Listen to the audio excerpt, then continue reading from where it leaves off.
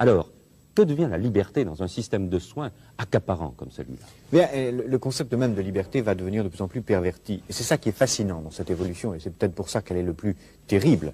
C'est qu'elle va récupérer tous les concepts, y compris celui de liberté. Je dirais même, y compris les idées d'Illich dont vous parliez tout à l'heure. Parce que qu'est-ce que c'est cette société de machines qui nous apprend à nous surveiller nous-mêmes? C'est une société qui dit, soyez libres, débarrassez-vous du médecin, soignez-vous vous-même, sortez de l'hôpital, ce que dit Illich. Et autrement dit, elle va, sous prétexte de liberté, sous prétexte d'autonomie, créer les conditions de l'aliénation la plus formidable, qui est en quelque sorte l'aliénation par soi-même, volontaire, à une norme imposée de l'extérieur. On nous dira, il ne faut pas fumer, pas conduire, pas boire, mais aussi pas avoir tel gène dans sa structure héréditaire. Si vous l'avez, vous êtes extérieur à la norme, faites tout ce que vous pouvez pour vous en débarrasser.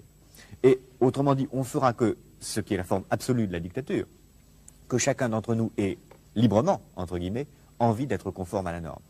Que chacun d'entre nous ait librement, entre guillemets, envie de se comporter comme un esclave. Et ce qui est la forme absolue de la dictature, puisqu'on fera que chacun d'entre nous aura envie d'imiter un modèle, une copie, une sorte d'idéal standardisé qu'on nous imposera de l'extérieur. Et ce qui est fascinant, c'est que c'est à travers la médecine, à travers le bien et le mal, à travers le rapport à la mort, que cette nouvelle forme de société totalitaire est en train de s'installer.